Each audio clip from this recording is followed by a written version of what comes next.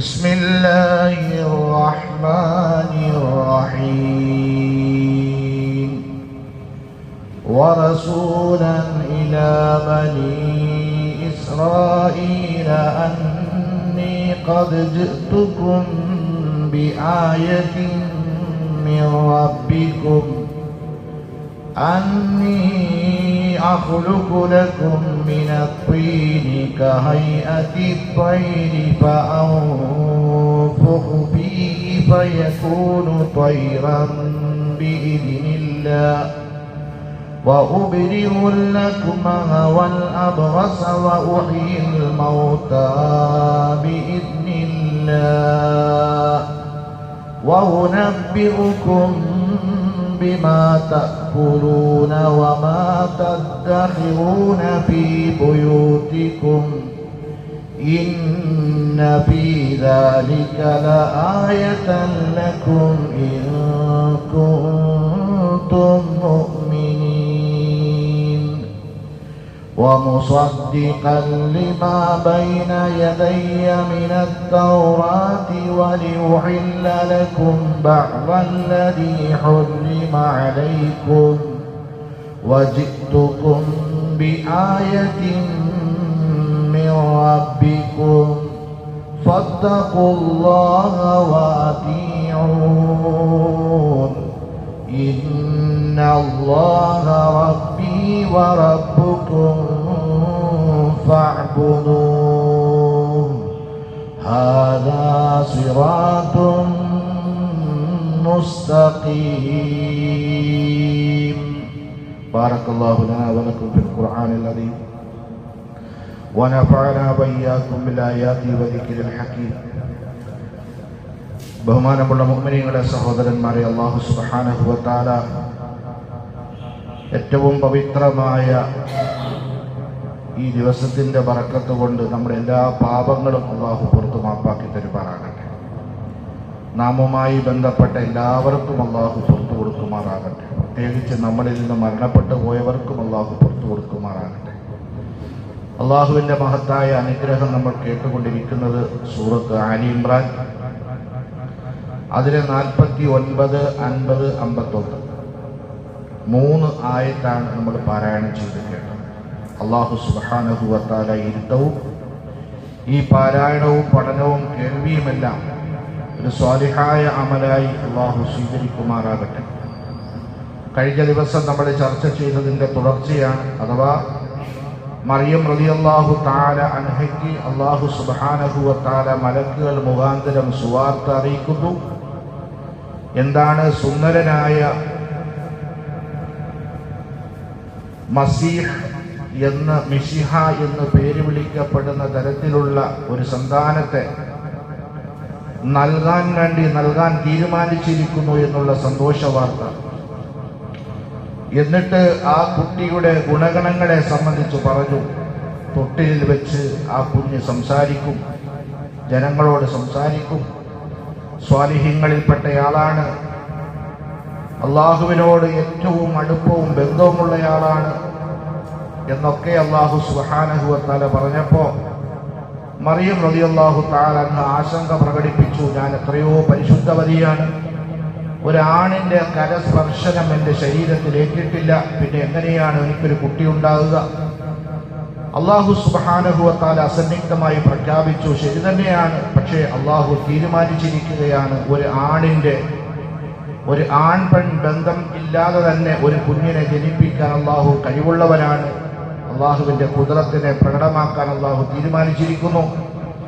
ആ കുട്ടിക്ക് അല്ലാഹു വേദഗ്രന്ഥം, എഴുത്തും വായനയും തത്വജ്ഞാനവും തൗറാത്തും ഇഞ്ചീലും ഒക്കെ പഠിപ്പിച്ചു കൊടുക്കും. മാത്രമല്ല, അതിന്റെ തുടർച്ചയാണ് വറസൂലൻ ഇലാ ബനി ഇസ്രായീൽ,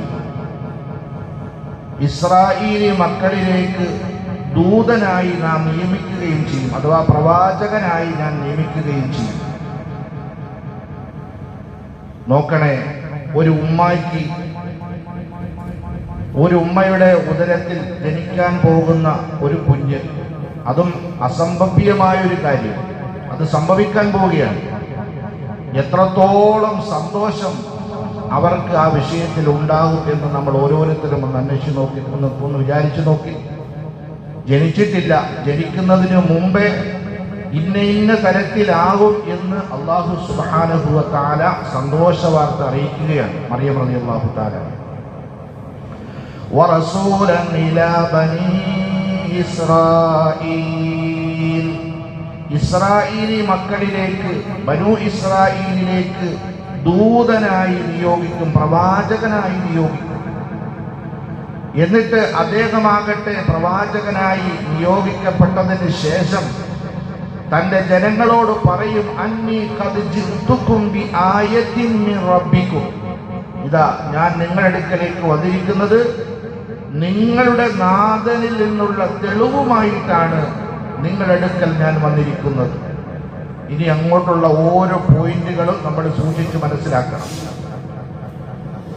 അന്നി ഖദ് ജിഅ്തുകും ബി ആയത്തിൻ മിൻ റബ്ബിക്കും, ഞാൻ നിങ്ങളുടെ അടുക്കൽ വന്നിരിക്കുന്നത് നിങ്ങളുടെ ഉടമസ്ഥനായ രക്ഷിതാവിങ്കൽ നിന്നുള്ള തെളിവുമായിട്ടാണ് വന്നിരിക്കുന്നത്.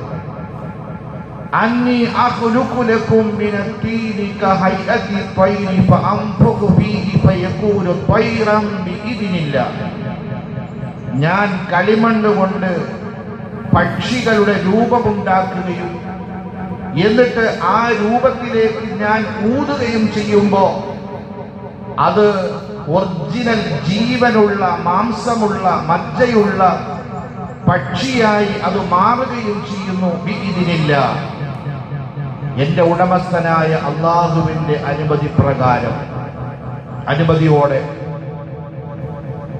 3 വഉബിഉൽ അക്മഹ വൽ അബ്റസ വഉഹീൽ മൗതാ ബിഇദ്നില്ലാഹ്, പിറവിക്കുരുടിനെയും വെള്ളപ്പാണ്ടിലെയും ഞാൻ സുഖപ്പെടുത്തുന്നു, മരിച്ചു കിടക്കുന്നവരെ ഞാൻ ജീവിപ്പിക്കുകയും ചെയ്യുന്നു ബിഇദ്നില്ലാഹ്, അള്ളാഹുവിന്റെ അനുമതിയോടെ.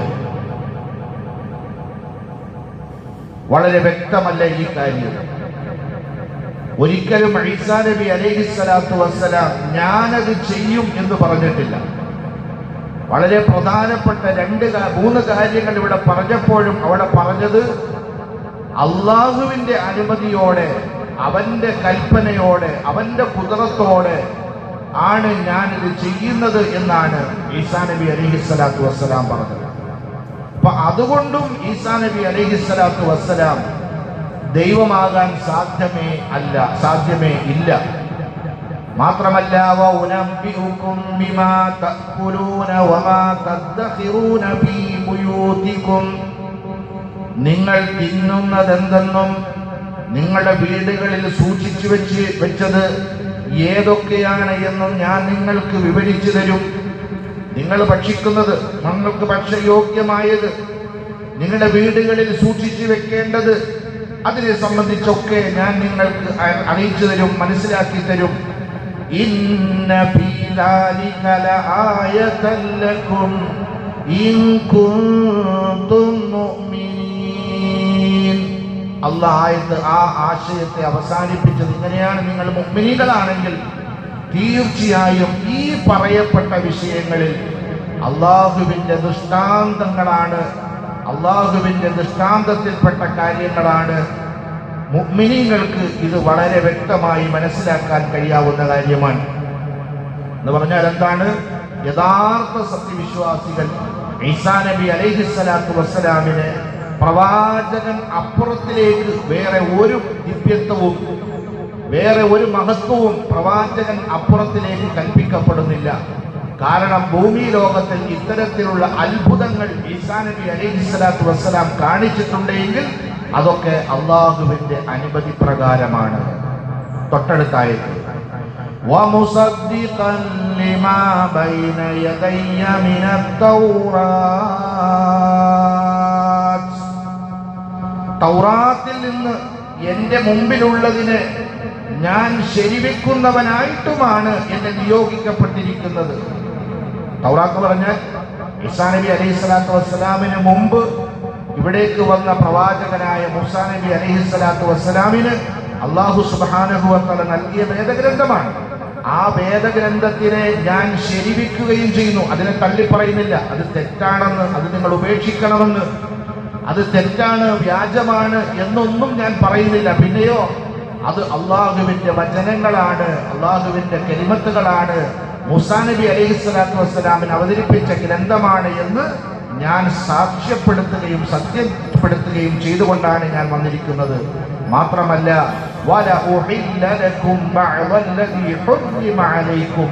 നിങ്ങളുടെ മേൽ ചില കാര്യങ്ങൾ നിഷിദ്ധമാക്കപ്പെട്ടിരുന്നു, അത് നിങ്ങൾക്ക് അനുവദിച്ചു നൽകുന്നതിന് വേണ്ടിയും നിങ്ങളുടെ രക്ഷിതാവിന്റെ ഭാഗത്തു നിന്നുള്ള ദൃഷ്ടാന്തവുമായിട്ടാണ് ഞാൻ നിങ്ങളുടെ മുന്നിലേക്ക് വന്നിരിക്കുന്നത്. അതുകൊണ്ട് നിങ്ങൾ എന്ത് ചെയ്യും? ഈസാ നബി പറയാണ്, ഈസാ നബിയുടെ പ്രബോധനമാണ്, നിങ്ങൾ അള്ളാഹുവിനെ സൂക്ഷിച്ചു കൊള്ളണം. പ്രവാചകൻ എന്ന നിലയിൽ, ആ അള്ളാഹുവിന്റെ പ്രവാചകൻ എന്ന നിലയിൽ എന്നെ നിങ്ങൾ വഴിപ്പെടുകയും ചെയ്യണം. നിങ്ങൾ അള്ളാഹുവിനെ സൂക്ഷിക്കണം, എന്നെ നിങ്ങൾ വഴിപ്പെടുകയും ചെയ്യണം.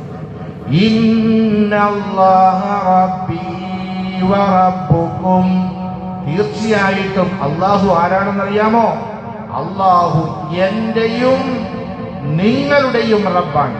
ഈസാ നബിയുടെ പ്രബോധനം അത്ര സുന്ദരമാണ്. മുഅ്മിനീങ്ങളെ മുസ്ലിമീങ്ങളുടെ കാഴ്ചപ്പാട്, ഖുർആനിന്റെ കാഴ്ചപ്പാട്, ഇന്നല്ലാഹ റബ്ബി വ റബ്ബുക്കും, തീർച്ചയായിട്ടും അള്ളാഹു എന്റെയും നിങ്ങളുടെയും റബ്ബാണ്. ഫഅ്ബുദൂഹു, അതുകൊണ്ട് നിങ്ങൾ അള്ളാഹുവിനെ ആരാധിക്കണം. ലോകത്തിലെ ക്രിസ്ത്യാനിസത്തിന്റെ വിശ്വാസത്തിന്റെ അടിത്തറയെ ഇളക്കി മറിക്കുന്ന വചനമാണ് അല്ലാഹു സുബ്ഹാനഹു വ തആല വിശുദ്ധമായ വേദഗ്രന്ഥത്തിലൂടെ നമ്മൾക്ക് പഠിപ്പിച്ചത്. എത്ര സുന്ദരം! ഇന്നല്ലാഹ റബ്ബി, തീർച്ചയായിട്ടും അല്ലാഹു എന്റെ റബ്ബാണ്, വറബ്ബുക്കും, നിങ്ങളുടെയും റബ്ബാണ്. അതുകൊണ്ട് നിങ്ങൾ എന്ത് ചെയ്യും? ഫഅ്ബുദൂഹു, നിങ്ങൾ അള്ളാഹുവിനെ ആരാധിക്കും. ഒരിക്കലും ഈസാ നബിയെ ആരാധിക്കാൻ ഒരിക്കലും ഈസാ നബി കൽപ്പിച്ചിട്ടില്ല. എന്നിട്ട് എന്താ പറഞ്ഞത്? ആയത്ത് അവസാനിക്കുന്നത് ഹാദാ സിറാത്തുൽ മുസ്തഖീം, ഹാദാ സിറാത്തുൽ മുസ്തഖീം, ഇതാണ് നേരെ ചൊവ്വയുള്ള വഴി, ഇതാണ് നേരെയുള്ള വഴി, ഇതാണ് നേരെയുള്ള വഴി.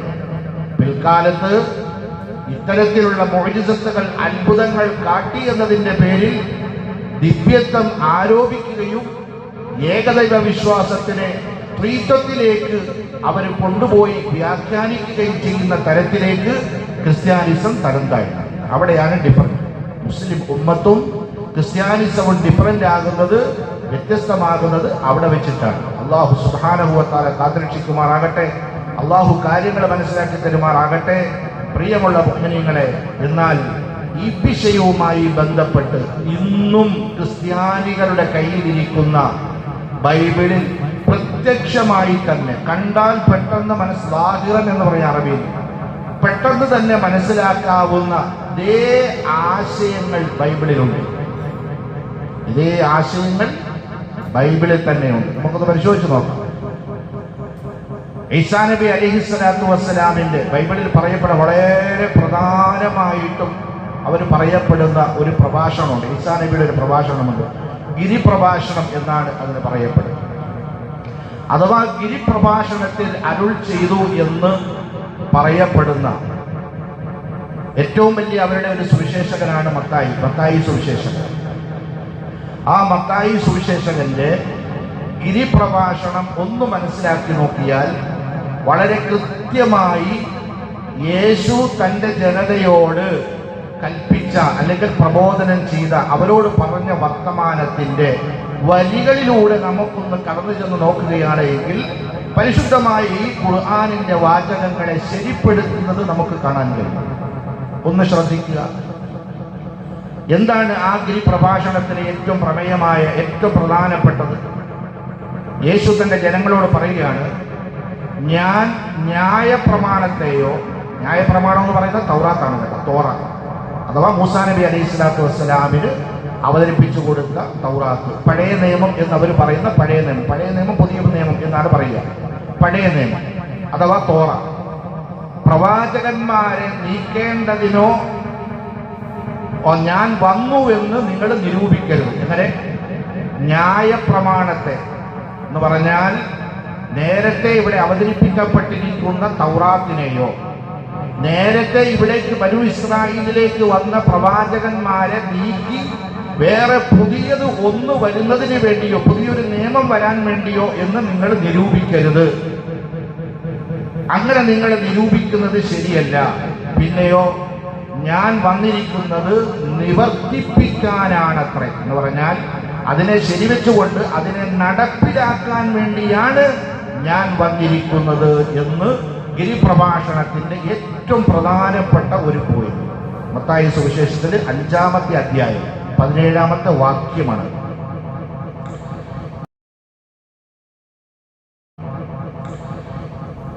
അതായത് മതകൽപ്പനകളിൽ പ്രഥമ കൽപ്പന ഏതാണ് എന്ന് അതേ ഈ പ്രഭാഷണത്തിൽ തന്നെ ഒരു ജൂത പണ്ഡിതൻ ഈസാ നബിയോട് യേശുവിനോട് ചോദിക്കുന്നുണ്ട്.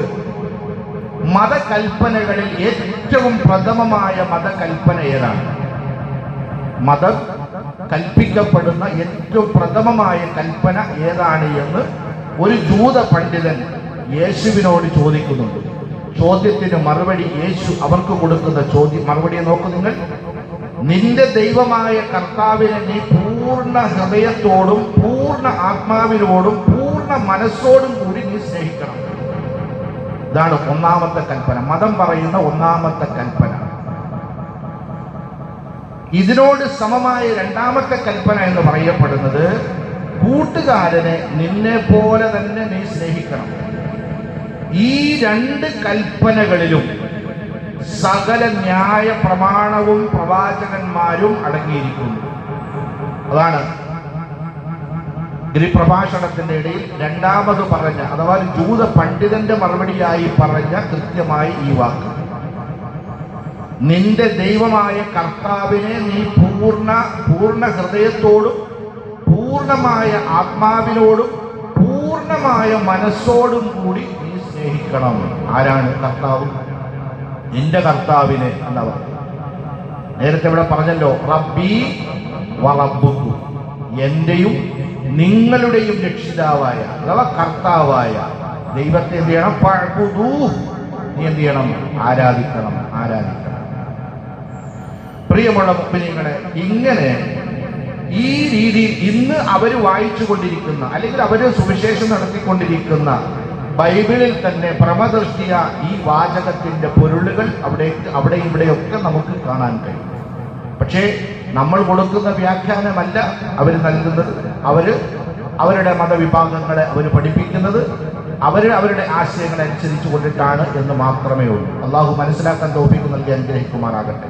ഏതായിരുന്നാലും ജനിക്കാൻ പോകുന്ന ഈസാ നബി അലൈഹിസ്സലാത്തു വസ്സലാമിന്റെ ഗുണഗണങ്ങളെ മറിയം റളിയല്ലാഹു തആല അൻഹയ്ക്ക് പഠിപ്പിച്ചു കൊടുക്കുകയും അവസാനം ഈസാ നബി അലൈഹിസ്സലാത്തു വസ്സലാം ജന്മമെടുത്തതിന് ശേഷം തന്റെ ജനങ്ങളോട് നടത്തിയ ഏറ്റവും സുവ്യക്തമായ പ്രബോധനവുമാണ് നമ്മൾ കേട്ടത്. അല്ലാഹു സുബ്ഹാനഹു വ തആല മനസ്സിലാക്കാൻ തൗഫീഖ് നൽകി അനുഗ്രഹിക്കുമാറാകട്ടെ.